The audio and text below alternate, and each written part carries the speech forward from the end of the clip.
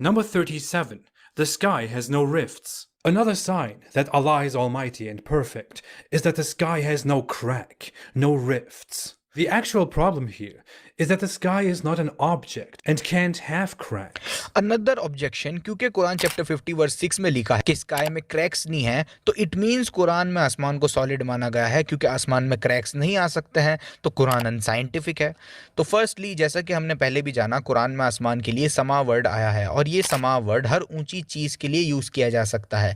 कुरान में समा वर्ड बादलों के लिए यूज़ किया गया है, कुरान में समा वर्ड ट्री की ब्रांचेस के लिए यूज़ किया गया है, प्लस कुरान में ही समा यानी आसमान के हवाले से अलग अलग बातें कही गई हैं। For example, Quran chapter 50 verse 6 में आता है स्काई में क्रैक्स नहीं है, और कुरान चैप्टर 21 वर्स 104 में आता है अल्लाह आसमान को फोल्ड कर देंगे, और फिर कुरान चैप्टर 41 वर्स 11 में आता है आसमान स्मोक था एक टाइम पर।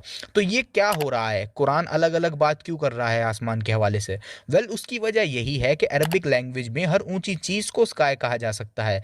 व्हाट इट मीन्स इज कि इन सभी आयतों में अलग अलग चीज़ों के बारे में ही बात हो रही है, सभी करेक्ट भी हैं अपनी अपनी जगह पर, और अलग अलग चीज़ों को डिस्कस किया जा रहा है इन सभी आयतों में। जब कुरान कहता है स्काई में कोई क्रैक्स नहीं है, इसका मतलब ये नहीं हुआ कि कुरान आसमान को सॉलिड मानता है। अगर ऐसा है कि कुरान आसमान को सॉलिड मानता है तो एक भी आयत दिखा दो जिसमें इस ब्लू आसमान को सॉलिड कहा गया हो। ऐसी एक भी आयत नहीं है। तो इस आयत में समा में क्रैक्स से मुराद क्या हो सकती है? क्या हमारे इस यूनिवर्स में और स्पेस टाइम में क्रैक्स पड़ सकते हैं?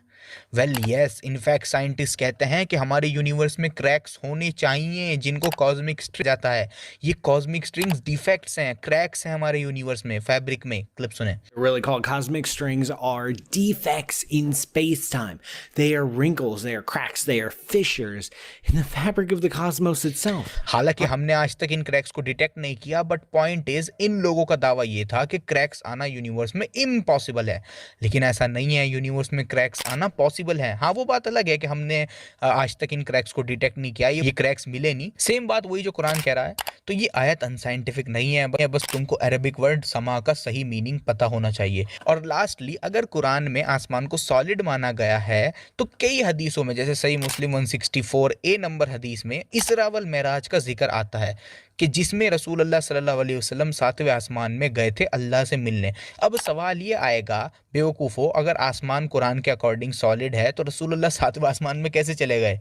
कोई बताएगा? अच्छा, इस पे कुछ इस्लामोफोब्स कहते हैं कि उस हदीस में जिक्र है कि पहले आसमान से दूसरे आसमान में जाने के लिए गेट्स ओपन करे गए थे। तो इससे ये पता चला कि आसमान सॉलिड ही है क्योंकि गेट्स ओपन हो रहे हैं।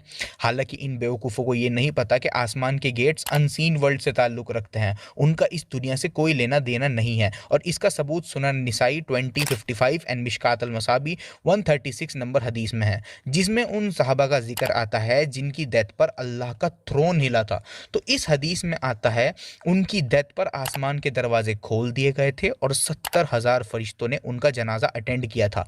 अब इस हदीस में साफ साफ देख सकते हैं कि आसमान के गेट्स खुलना और 70,000 फरिश्तों का फनरल अटेंड करना अनसीन वर्ल्ड से ताल्लुक़ रखता है। इसका मतलब ये नहीं है कि उन लोगों ने 70,000 फरिश्तों को जनाजे में उतरते हुए देखा था, आसमान के दरवाज़ों को खुलते हुए भी देखा था। ऑब्वियसली उनमें से किसी ने कुछ नहीं देखा था। रसूल अल्लाह सल्लल्लाहु अलैहि वसल्लम अनसीन वर्ल्ड की इंफॉर्मेशन हमको दे रहे हैं।